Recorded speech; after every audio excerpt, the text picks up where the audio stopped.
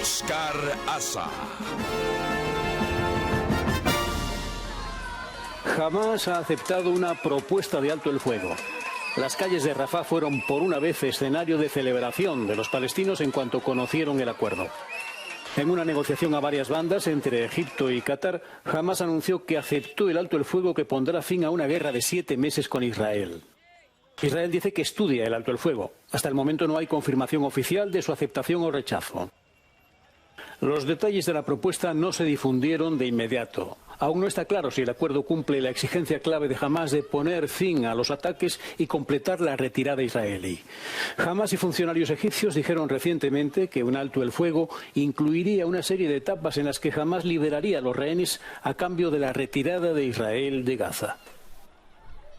Pero horas después, y tenemos para este segmento a Gonzalo Muñoz Sanz, a quien damos la más cordial bienvenida, analista político español. Gracias, Gonzalo. Gonzalo, horas después, el gabinete de guerra israelí ha acordado por unanimidad seguir adelante con la potencial ofensiva sobre Rafah, si bien enviará mediadores para agotar todas las opciones. De manera que Israel no ha aceptado de primera mano lo que ha declarado Hamás a través de los mediadores de Egipto y Qatar. ¿Qué lectura le das a esta situación tan tensa y tan difícil? Buenas noches. Pues buenas noches. Efectivamente, el consenso entre los analistas hace unos meses era que el alto el fuego se iba a producir inminentemente antes del comienzo del Ramadán. Ha pasado mucho tiempo desde entonces. No fue así y ha seguido habiendo ataques desde los dos bandos. Misiles desde Rafah, incursiones del ejército israelí que no han cesado desde entonces. Yo no puedo ser muy optimista con la propuesta de Qatar y Egipto, dado que Israel ha negado que esta tregua sea adecuada para ellos. Probablemente cumpla la exigencia de devolver los rehenes a cambio de el stop inmediato de cualquier agresión dentro de la Franja de Gaza. La esperanza es lo último que se pierde y podría ser que este alto el fuego se negocie un poco más e Israel ceda, pero todo apunta a que Israel va a terminar su ofensiva sobre Rafah antes de sentarse a negociar. Justamente se está reportando un intenso fuego cruzado entre Hezbollah e Israel. Esto es al norte ahora de Israel y al sur del Líbano, en medio de una nueva escalada de violencia. De manera que hay varios teatros de operaciones concurrentes, ¿o no? Así es. Tenemos 3 teatros de operaciones en Israel ahora mismo de distintas intensidades. El de mayor intensidad es, por supuesto, Gaza. El de mediana intensidad es el norte de Israel, el sur del Líbano con Hezbollah. Y tenemos un conflicto de baja intensidad que no podemos olvidar en Cisjordania. Es decir, toda la tierra que está al este de Jerusalén. Es un conflicto de baja intensidad, pero que en cualquier momento, cualquier chispa puede volver a encender el conflicto y convertirse en un conflicto a gran escala como el que ha sido Gaza.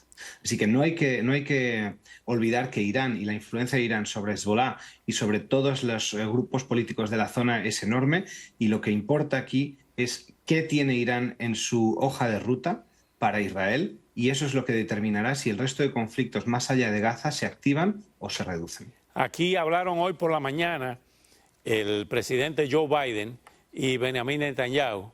Biden insistiendo en que paren la ofensiva sobre Rafah, porque a pesar de que solamente le quedan los batallones que le quedan a Hamás allí, hay más de 1 millón, cerca de 1,5 millones de palestinos prácticamente concentrados ahí en esa parte del sur. De manera que cualquier operación, que es lo que está diciendo la Casa Blanca, cualquier operación definitiva por parte de las fuerzas de defensa de Israel causarían un baño de sangre. En esa trampa, pudiéramos decir, coyuntural, en que se encuentra tanto Israel como Hamás, ¿qué podría pasar y cuál tú crees que podría ser el desenlace allí? Porque sigue, como tú muy bien acabas de señalar, sigue la ofensiva israelí. Exacto, sigue la ofensiva israelí. De los 2 millones de palestinos que vivían en la Franja de Gaza, quedan 1,5 millones hacinados en la zona de Rafah y el sur de Gaza. Aquí hay otro actor que no estamos teniendo muy en cuenta, que es Egipto, que ha cerrado también sus fronteras, no ha dejado que la gente salga de la Franja de Gaza al borde este del conflicto.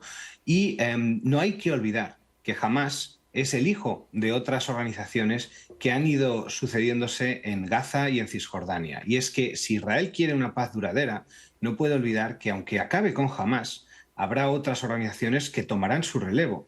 Y en la hoja de ruta de Israel tiene que tener una persona, una institución que interceda ante el pueblo de Palestina para poder llegar a algún tipo de acuerdo a largo plazo. Y para ello no puede acabar con Hamás a costa de más civiles. Tiene que llegar un punto en el que el largo plazo y la lógica de vidas humanas se imponga sobre la lógica geopolítica y del poder, que ahora mismo, por supuesto, Israel está en ventaja. Entre tanto, hay muchos factores concurrentes. Uno de ellos es el viaje de Xi Jinping a Francia, se reunió con Emmanuel Macron, se le ha pedido que interceda en la guerra de Ucrania para tratar de buscar una salida negociada en ese otro punto de conflicto, de alto conflicto. Sin embargo, el fin de semana se anunció que Vladimir Putin había ordenado a las Fuerzas Armadas ejercicios militares con armas nucleares tácticas. ¿Qué quiere decir esto y cuán peligroso estamos en el teatro de operaciones de Ucrania, de Europa, de una guerra nuclear limitada táctica? Pues por desgracia son muy malas noticias. Estamos, sin lugar a dudas, ante la fase más peligrosa de la escalada entre potencias que hemos vivido, probablemente desde la invasión de Ucrania en 2022. Por un lado, China cada vez esconde menos sus intenciones de alinearse a largo plazo con Rusia en este y en otros conflictos globales. Desde un punto de vista verbal, Macron en Francia y David Cameron desde el Ministerio de Defensa del Reino Unido, ambos han afirmado que están dispuestos o bien a proveer tropas en territorio ucraniano o a permitir el uso de tecnología militar para atacar objetivos rusos. Y el Kremlin, por su parte, como comentabas, ha respondido con la amenaza tanto de instalar tecnología nuclear en Bielorrusia y con el anuncio de pruebas de misiles nucleares tácticos, sí, en la región. Y esta situación se puede reconducir, pero estamos ante uno de los peores momentos que hemos vivido desde que estalló este conflicto para el resto del mundo más allá de Ucrania.